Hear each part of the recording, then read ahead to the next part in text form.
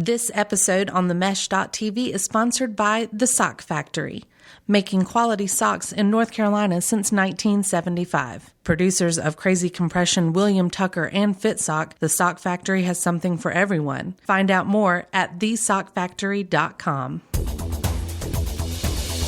What you want, when you want it, where you want it. This is The Mesh.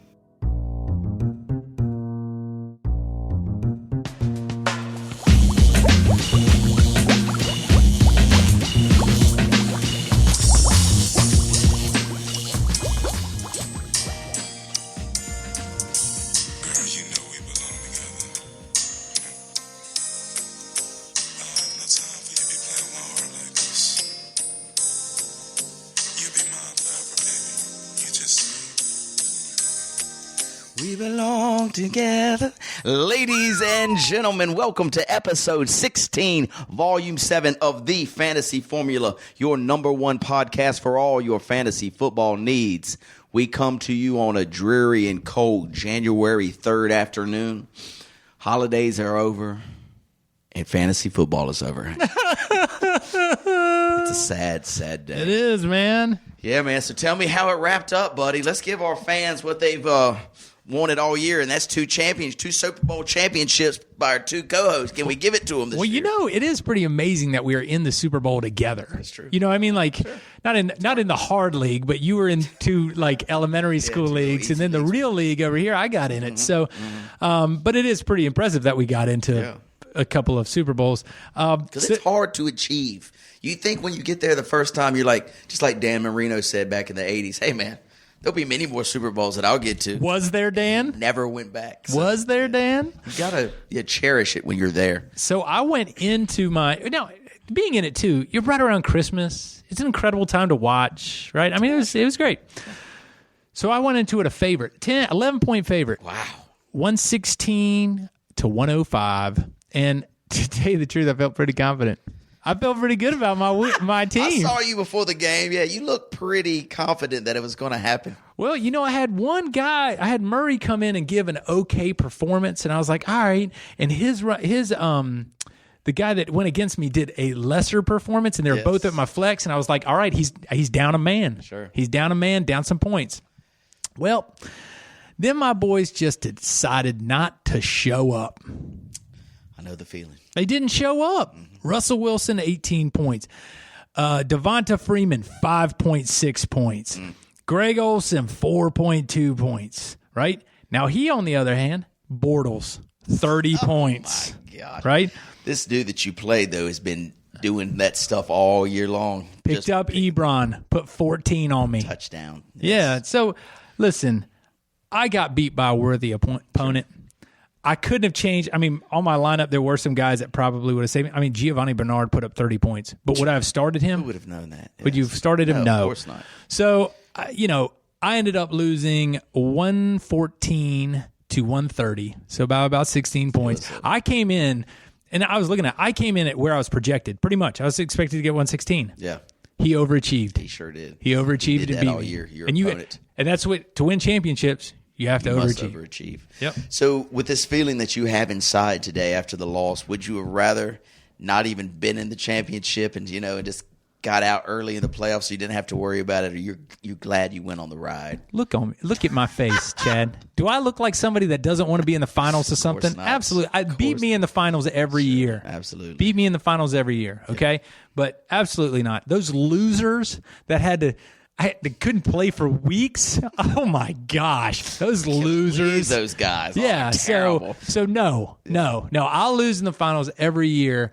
It feels like I do that anyway. That's true. You just want to be battling. But in the end, our last place league, was it our friend Paul? I think Paul Breeding is. Breeding. Congratulations to our last place loser.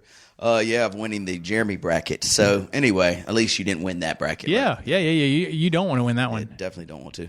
So on our end, Hank, I ran into a buzzsaw guy that he was projected to put up 120, put up 190. Okay, that's overachieving. Yeah, way overachieving. And I came in kind of right. I was supposed to be at 115, put like 112. So got beat by an overachiever. So no Super Bowl championships this year for 2017, buddy. Hey, you know what, though? Next year's coming. That's right. And we got to get ready for it. There's always next year. There's always next year. And you know what? There's going to be new players that are better than these losers that let us down today. Exactly. I will never, and even though I love this dude, Drew Brees. So let's take a couple points from last year, what we've learned. Drew Brees, I drafted him early. New Orleans Saints are now changing their offensive scheme. Drew Brees is not going to put up 5,000 yards anymore. They're a running team. Drew Brees will be way down on my draft board next year. Mm-hmm. Do you understand what I'm saying? Yes. Kamara. Alvin Kamara will be a top 5 running back. Top 5 probably player to be drafted next year. Yeah. Jimmy Garoppolo will be top 7 fantasy quarterback next year to be drafted.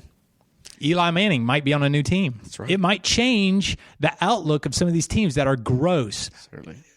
Denver. Yes. Kansas City. Not Kansas City. I'm sorry, the Arizona Cardinals. Yes. All these teams may be different. Because Carson Palmer retired yesterday. Yes, he did. Yeah, so no more Carson Palmer. But anyway, don't forget about your fantasy football. And as the year progresses, keep making mental notes so you're ready for your draft in August. It'll be here before we know it, Hank. It will be. And you know what? If you're going on a business trip to Miami and you see Ezekiel Elliott out on a bar and he looks fat, don't draft him. Don't draft him. There you go. Don't draft him. Yeah, did you hear the news out of Oakland that John Gruden is potentially, and I'd say a very strong chance of being their coach next year? Yeah, I did hear that. And did you hear that he could get ownership? I think they nixed that because think about this.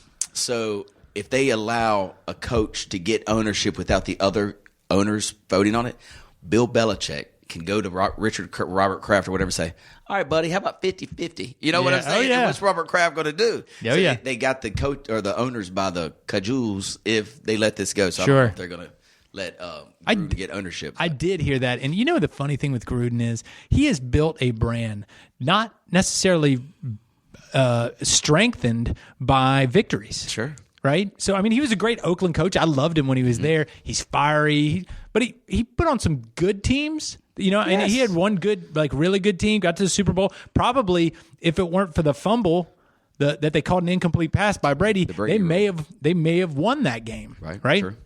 Goes to Tampa Bay, wins the Super Bowl on somebody else's shirt tails, our man from Indianapolis. Yep. Then doesn't do anything from that point forward. Reinvents himself as the guy that critiques those quarterbacks and does that quarterback camp. Now all of a sudden people forgot his record and he is considered the authority on coaching. I'll give you some odds here and you tell me if you want this or not. I'm not going to say he's going to be a bust. They think he's the next coming of Jesus, right? Like he's going to save the franchise. Whatever team he went to, he was going to be the savior. I don't believe so. He's been out of coaching for almost over 10 years. Things have changed. Helmets have face masks now. Exactly. Granted, yes, he's great on the television. He can critique a play. He can put people with X's and O's. But, that's not everything about coaching. He's been out of it for 10 years. I don't think the Raiders go to the playoffs next year. I don't think the Raiders win a Super Bowl. Will the Raiders win a Super Bowl with John Gruden at the helm? 3-1, no. What are you taking? The odds, 3-1, that he doesn't win a Super Bowl. Yeah. You know why I say that, too? Is that those are still the thing that for John Gruden is Oakland will leave him there longer than he should be. Probably.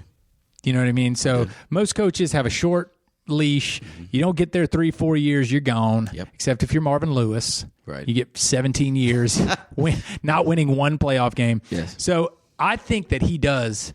I was going to say take him back to the playoffs, but you're asking Super Bowl. Yeah, to win a Super Bowl. That's why they're hiring him, to take them to the promised land and bring a ring home. It's going to be tough. Yeah, I can't see it happening.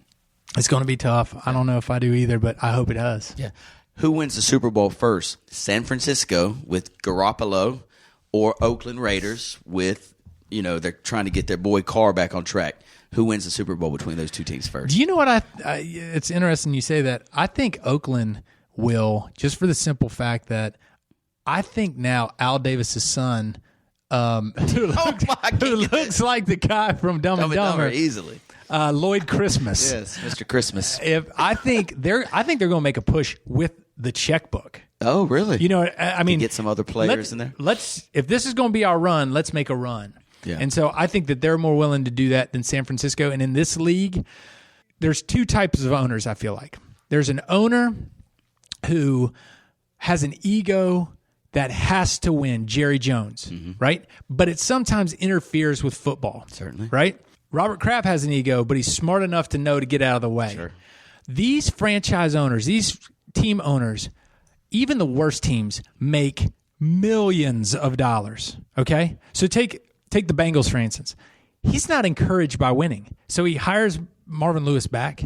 He's got the same idiots playing for him. Right. He doesn't care. He's still going to make a ton of money. So winning is not the most important thing to franchises like that. It's let's make some money and let's kind of be status quo. We'll be 500. We'll make the playoffs a couple years, not make it. That's the Browns are making millions of dollars every year. So it just depends on the owner. And Al Davis' son is accustomed to being around the winning ways of the old Raiders, and I think he's going to try to make something for himself, even though his decision making has been terrible, especially with his barber, especially with his hair. Awful. Exactly, his salon manager is God, fire him immediately. But the reason I chose that San Francisco team, you probably think, what the hell is against San Francisco from? Well, they're two California teams, right? They're close to each other. Oakland's soon going to be in Vegas, so it won't matter. But San Francisco, they say, is up and coming with this new quarterback. They have $100 million to spend under the cap. The Raiders already seem to have a pretty strong. They got Carr, quarterback, great defensive guy. I can't remember the Mac, phenomenal. Got two good receivers. You got a running back. They've got all the stuff. Like San Francisco is behind them, but it feels to me like San Francisco is ahead of them. I don't know why I have that feeling toward a Super Bowl. Maybe it's just because that quarterback Jimmy Garoppolo has shown that he's pretty awesome. And they have $100 million to spend on free agents. That's a lot of money. Garoppolo, though, if you look at it, look at the last three guys that came out from under Brady's shoulders. Right? Under his cape. Okay? Castle. Sucks. Right? Mm-hmm. Who else is out there? Foles didn't, did he? No. There was another. Mallet was his name. Mallet? Yeah, he's terrible. Did Brissett come out of that? He did, but he only played literally maybe 1-2 games. Right. Yeah. So nobody's really been able to do it. And I think they get out of it riding that wave of Tom Brady and they're good quarterbacks. Once they realize that team is relying on them for the offense, really hadn't done all that much. I can buy that except for that dude went 6-0. And San Francisco sucks. Yeah. You know, I mean, the year he was traded. Castle did well the year he was traded. That's true. Okay. Then he came back. About the next year. Come back. Prove to it. Come back. That's a good point. We'll see how that goes. So, anyway, it should be an interesting offseason. You know, now with the quarterbacks, there's quarterbacks coming into the draft. Now they're saying they're maybe not coming to the draft because they don't want to play for Cleveland. The quarterbacks we know that are coming are Baker Mayfield. He'll be in the upcoming draft class. The dude from Wyoming, his name is I can't remember his name, but his quarterback, he's like 6'6" from Wyoming, supposed to be prototypical NFL quarterback. The guy nobody wanted. The guy from California, right? Kind of, yes. He was a farmer from California and nobody wanted him. That's him. He went to his name is college. Allen, Josh Allen. Yep. Then there's Rosen for UCLA, who hasn't decided. Yep. And then there's Darnold for USC. Those are the four big quarterbacks that will be in And Darnold did not help himself. Oh, God. He did not. But their team just, anyway, we can talk about bowls later. I was terrible bowl picking this year. Worst. We're worse. Really? We were worse. We didn't win a win. Not one. I think we hit one over. It was awful. About for the holiday season? Holiday season. Yeah, I started out early before Christmas. I was in this bowl pool. I was in third place. I was like 11-4 with the spread. And now, after what happened the last 2 weeks, I'm below 500. So I went on a big losing streak. So, but we did skip over the holiday season. Did we? Yeah. Yes, we did, didn't we? So how'd it go? It's one heck of a lead-in. How did Santa treat the No, family? it's pretty magical season. Especially if you've got kids in that age group. We weren't in here last week because of they were off. Yes, the that's studio right. was closed. That's true. I forgot about that. And so, I wanted to make sure that we visited. How about your girls? Did they have a good Christmas? Did you get Santa involved in? I don't see how they could have had any better. They got everything they wanted and then some. It was almost gross. Like all the stuff. Like seriously? Yeah. We needed all this stuff. Oh yeah. I mean, my mom and dad, bought Olivia a laptop computer like the one that you've got. You're a businessman. She got the same day. She's 11 years old. She got the same computer you have. I mean, what? Do you really need this? She might have a sick PowerPoint presentation to She do. must have something, but it was crazy. Lucy Rose got a hoverboard and, all these games. Oh, you name it. They received it. So we had a good time. Yes. Nice. Yeah, how about you? I'm sure your son. We had a great time. Got everything that he was hoping for. There was certainly things that weren't there that he thought would be there, and I was like, you don't get everything. Anything in particular, like a new pair of LeBrons or something, or the Steph Currys? Okay, so he is a shoe guy, right? He's a shoe guy. Two things that he did get is Santa brought him a Nike ID gift certificate so he could make his own pair of Nikes. Pretty cool. Okay, and then Mom and Dad gave him. During the summer, that guy likes to wear Vans, the checkerboard Vans. Sure. That's all he wears all summer, and so we got him a gift certificate to make his own Vans. And he's got camo. We already did it, camo and checkerboard. And you just go online to do it? Yeah, just go on to customize them. Perfect. And but he wanted some Hirachis. What are Hirachis? They're a pair of Nikes, and I was like, I don't think Santa brings 3 pairs of shoes to little kids. Sounds like that lady from Vietnam, that Imelda Marcos, who has 3,000 pairs of shoes in her closet. Yeah, so he ramped up on that. He got a baseball hitting net. Got a tennis net, an outdoor game. I don't know if you've played it. Our good friend LT and his family play it all the time. That's where I was introduced to it. It's tennis played soccer style, and they call it foot tennis. And there's a net with an indoor soccer ball, and you play it like in the driveway. Got that. It's a lot of fun. So he had a great time, and but for New Year's we went up to the mountains. It was cold. Yeah. Man, it's cold. Cold up there. We went snow tubing, which is being in a mass of people and people watching, it's a whole lot of fun. Sure. Even when it's cold, though? Even when it's cold. You got to gear up. Yeah. But, you've got Super Dad that is sitting on the sideline screaming at his kid every time he goes down. Yeah, Bobby, over here, Bobby. You got that guy. Yeah. Then we had a group of people from another country that didn't understand, etiquette where we were at. And so there was people that were bypassing. Oh, skipping the line. Oh, big time. And a boy in coveralls beside me was like, let them do this one more time. Let them do it one more time. They're the United States of America. You can't skip in line. No skipping. And then, it's just interesting to sit back and watch people and to cheat. You guys, you can't let your little girl go by herself, and then they kick her down the hill by herself. It's just funny, man. I love seeing stuff like that. Oh, that's hilarious. We went to the beach. We spent our New Year's at the beach, and you've been to the beach that I go to. It's called Oak Island. Yeah, and I don't know if you've ever stumbled into this place, but we got. I had to work. Jennifer and Lucy Rose went early, and Olivia and I came later. I had to work a little bit later than they did. And so there's this one place called Pirates Cove or Pirates Booty or something. It's an oyster bar beside the grocery store. Do you know what I'm talking about? If you're staring at the grocery store to the right, I know exactly what you're Have you ever been in there? It's got like a side entrance that's a little suspect. 3 different entrances for when you really have to. Those are exits. Exits quickly. So there's 3 secret exits, I guess. But anyway, I said, Olivia, Mom's not with us. Lucy Rose isn't with us. NC State's playing the bowl game. Let's pop in this little oyster bar and let's check it out. She said, all right, sure. So we go in there, and there's TVs everywhere. They've got it enclosed for cold days like it is, so there's heaters blowing. In the back, I'm talking 3 exits, there's 3 bars in one in this place. You would be, when you look at it from the outside, you're like, oh, this is a little old dumpy place. Well, it's not nice, but it's 3 bars. You have the pool hall portion where there's air hockey and 30 pool tables.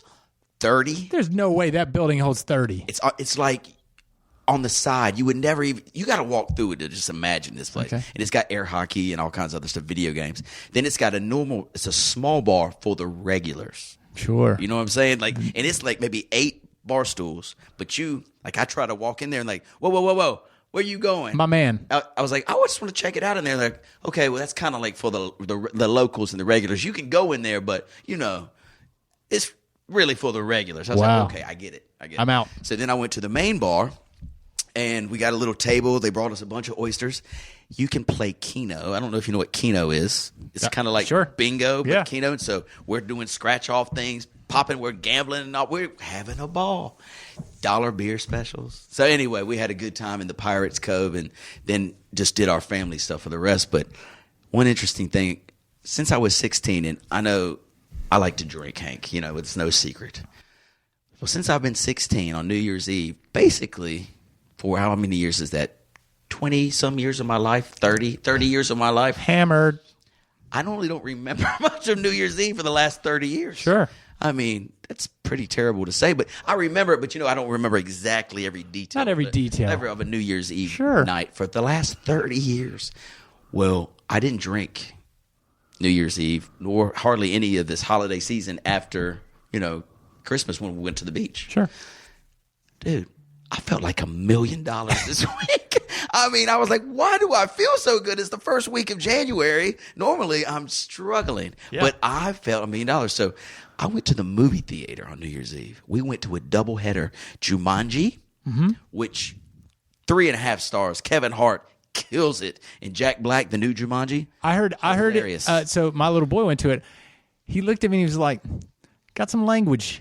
Got some language. And he was like, Kevin Hart's got some language in it. He does use some no F-bombs or anything, but a couple S, a lot of B, know. And so every time Kevin Hart would say a cuss word, Lucy Rose would look at me like, should I really be in here listening to this? Yeah. What am I doing in here? But anyway, it was hilarious. And then we back to back, we went to The Greatest Showman. Which I heard is good. I loved it. It's a musical, though. Yeah. I didn't know it was a musical. Yeah. And so Livia hated it. She wanted to leave. I'm like, come on. Do you have a dark heart? This is a really inspiring movie. Yeah. It's real short. It's like an hour and 20 minutes, which is unlike Star Wars. I haven't seen Star Wars yet. Oh, it's like 75 hours. Good. Is it good? It's like 245. Woo! Yeah. What'd you think? I thought it was pretty good. They left it real open. There's like 7 different tentacles coming off that thing. But I think, not to take away from your movie interaction, I don't want to, we can go back to that. Sure. But I think the thing that that was a living, breathing thing for so long. Like the first 3 movies, right? The first 3 movies were so important to the American public. Absolutely. Right? Then when those next 3 came out, they're ready to kill Lucasfilms. Because they're like, these suck, they're awful, and they did. They were not good follow-ups. The next 2 were really good. I felt like were really good. And this one's pretty good. Okay. But I feel so the consensus is, and I'm not going to say anything, is that people that you thought were good and people that you thought were bad, or presents that you thought were good or not, may not have been always what they seemed. And I actually heard people saying online that, you're stealing my childhood by making me think differently of this. I see. Do you feel this is one thing that one reason the first 3, especially people our age, they're so ingrained into our life. I mean, we might think about when you're little, you would treat Star Wars like it was reality. Like, you know what I'm saying? Like, this was a part of our life. That's what you thought space was about. Exactly. And you couldn't wait till the next one. I'm almost feeling, because they're already promoting next year's Solo. So I guess it's how Han Solo grew up. So they're already promoting that. That comes out next December. Dude, are we Compton. He's from Compton. Do you think we'll ever have too much? I mean, overload of Star Wars? Like, dude, come on now. We shouldn't have 25 episodes. Yes. We had 3, and it was awesome. Mind blowing. We wanted to come back for more. We couldn't get enough because they teased us. We only had 3. Yeah. Now they're going to be 20. Yeah. I don't know. I don't know if kids will dig it like we did. No, and the one thing that I thought was cool was when they figured out the Death Star plans. That spin-off that they had with the Death Star and the plans. And, Rogue One. Rogue One. I felt like that was if they would have done the 3, waited 20 years, and then done that movie, right? No brainer. Right. People would have been like exactly where they needed to go because it was the same type of movie. But I think it's those middle 3 that people are like, I don't know if I can get into this. Yeah. I mean, Jar Jar Binks is the worst character ever in any film. I completely agree. Could not disagree with you. Well, I'm going to go see that hopefully this week. Is this like your Thursday 1 p.m. showing? Normally I do it on a Tuesday at like 2:30, but I missed this Tuesday, so maybe I'll go next week. But I look forward to it. There's a couple good movies out there. But what I wanted to say is, so after the doubleheader for the New Year's Eve, we just go back to the house. It's just Jennifer and I and the kids play a couple games of cards, like Rummy, the rock and roll, whatever it's called. Right. New Year's Rock Fest is going on. Well, I fall asleep. It's like 9:45. I'm out.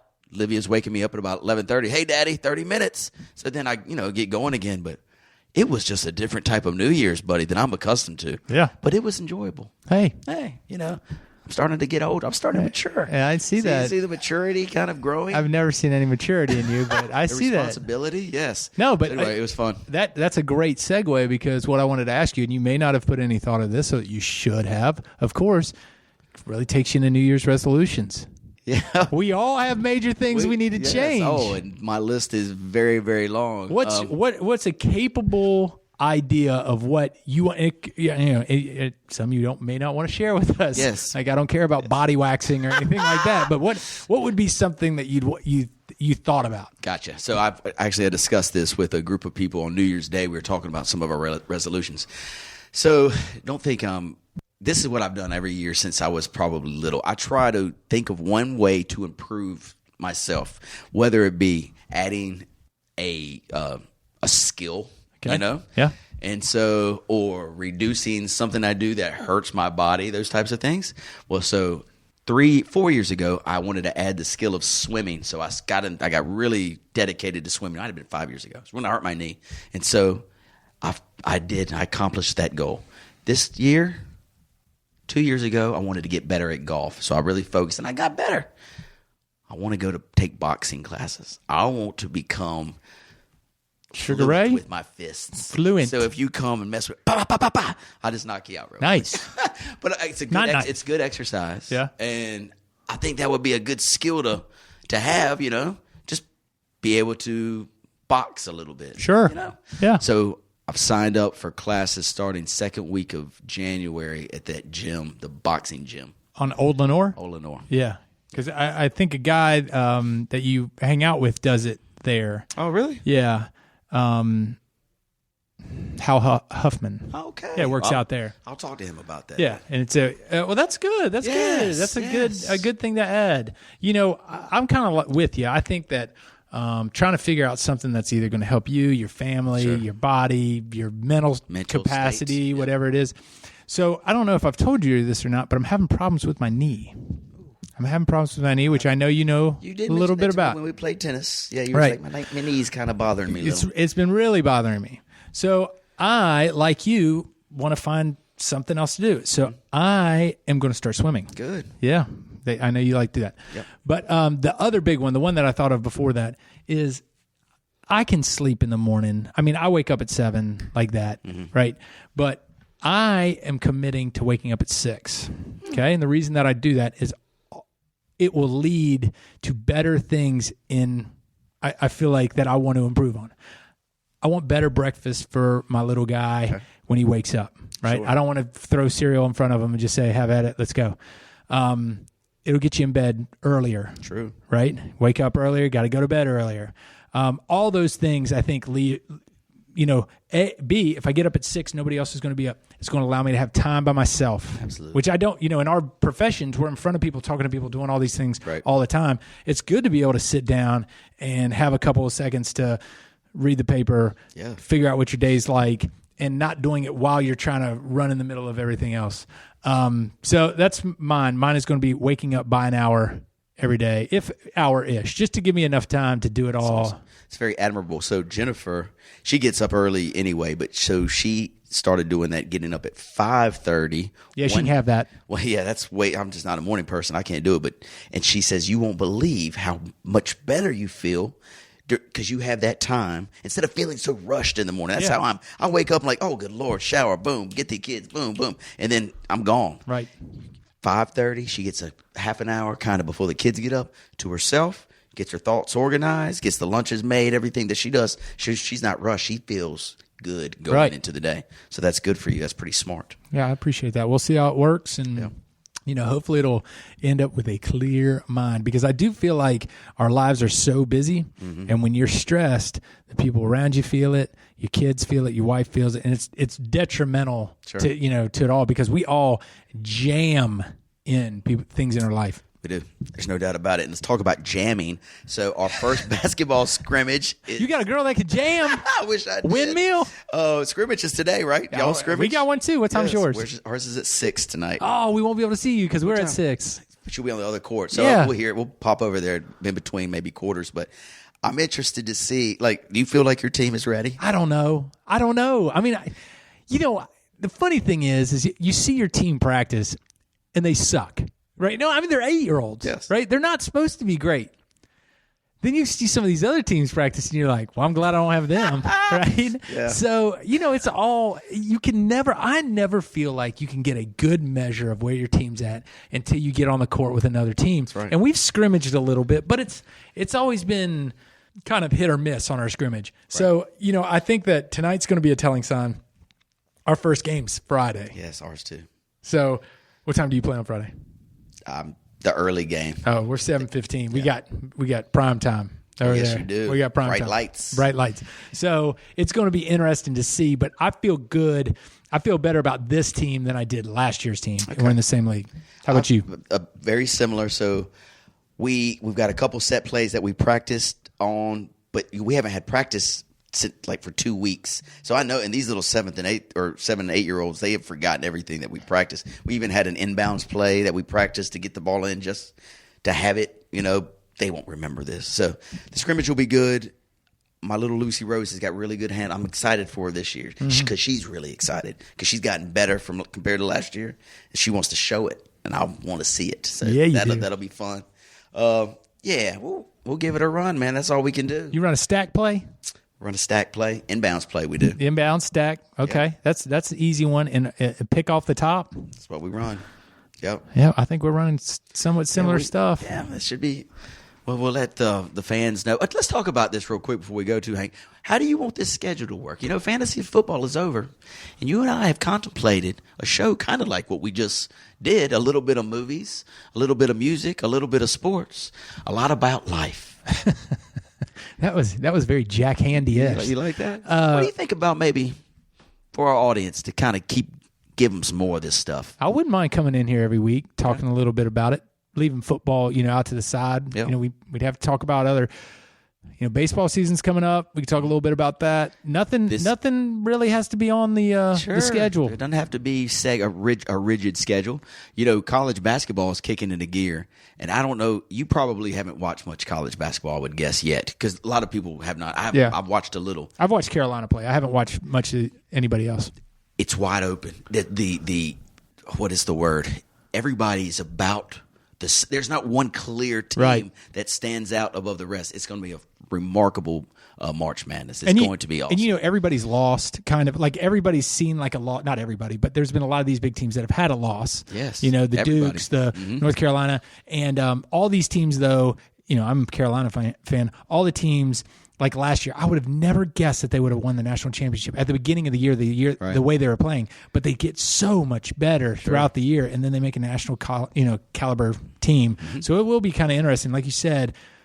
All these there's 12 teams that could be number 1 seeds. Absolutely. So watch this guy named Trae Young. He plays for Oklahoma. He's a freshman. He's leading the league, the whole nation, in scoring and in assist. He's averaging 29 points and 14 assists. He's a freshman.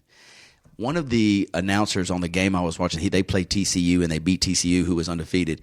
They say he's the best point guard he's seen since Magic Johnson. Who was this gentleman that said that? It's some ESPN dude. Okay, yeah, so it wasn't. I can't recall. Yeah, the reason I say that is some of those guys hold a lot of credibility because they've seen a lot of people. I'm not saying that this guy doesn't, but some of them know that position better than others. And absolutely. So, and I think Jay Williams is respectable in that regard. Sure. Yes, he's a college basketball Hall of Famer. Think about what he did.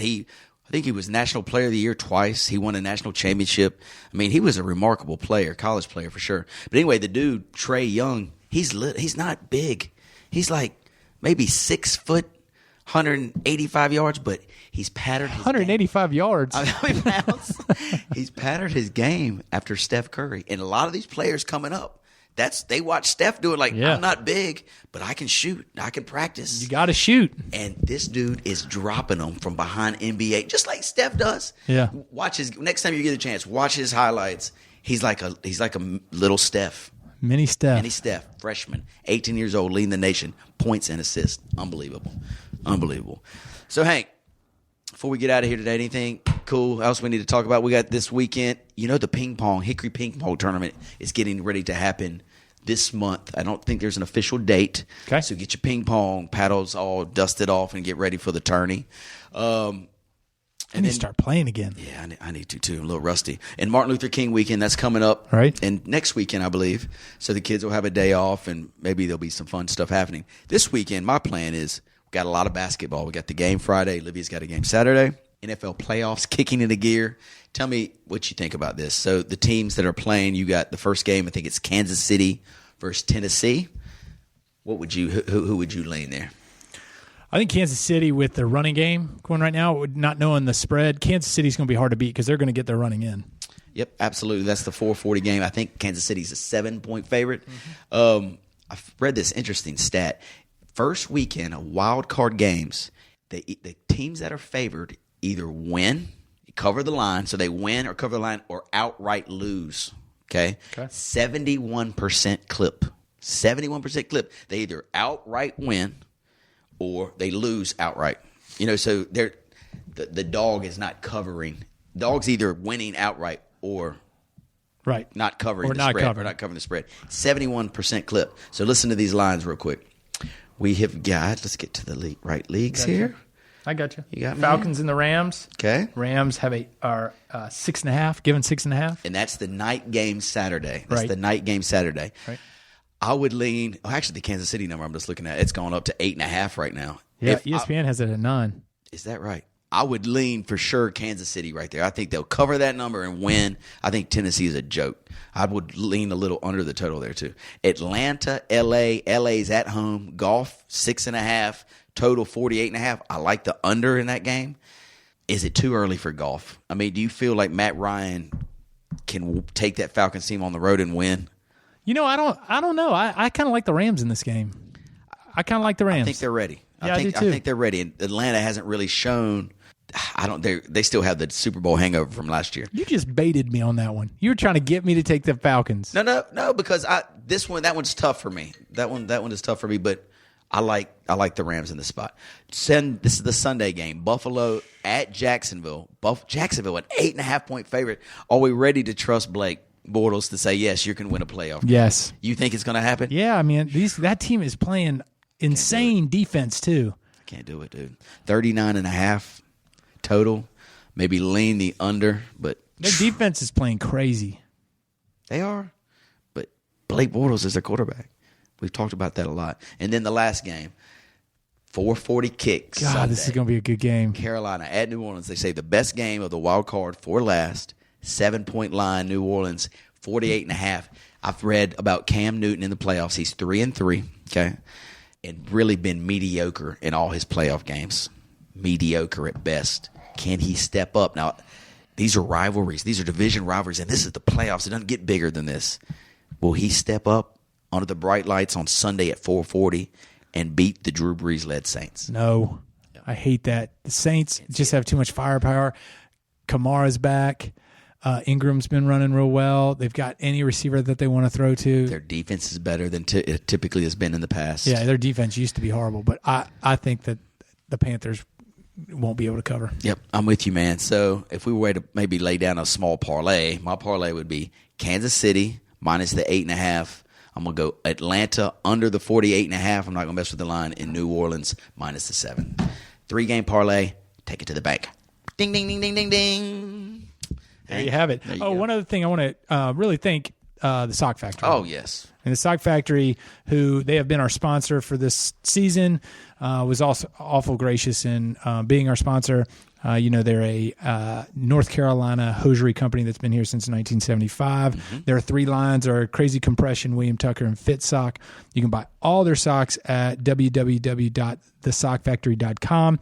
If you want to look at their best sellers, you can always go to the Hanks. They're under the William Tucker name, although they're always sold out. Which ones are they? What color are they? They're the best looking ones. Sure. But great socks. They're a great company, and we appreciate them being our sponsor. Thank you, Sock Factory. We look forward to some other sponsors next year to step up, just like the Sock Factory did this year, and sponsor the Fantasy Formula as well as the other shows on the Mesh. It's a great network here in Hickory, North Carolina. A lot of exciting things happening at the Mesh. Yep. All right, buddy. Well, it's good to see you. Hopefully it won't be too long. We'll try to get back in the studio. Let's keep this momentum going for our show. Let's do it. But let's think of another name for a new show. Oh, okay. Yeah, so if you guys out there listening. Chank. Yeah. Chad and Hank. Hey, that might be an option. Had. Send us your name request for a new show. Again, it's going to be a show about a little bit of everything. A smorgasbord, if you will, of sports, pop culture, music, movies, just kind of everything that's going on in a typical 40-year-old. You're 40, right? 41. 40. It's a 40-year-old's life. So anyway, yeah, shoot us an email or fax it to us at 7. Tell them to stop calling. Okay, sorry guys. But anyway, yeah, let us know. We'll let you know the schedule for the new show. And Hank, look forward to a great 2018. Let's do it. All right, buddy. Peace.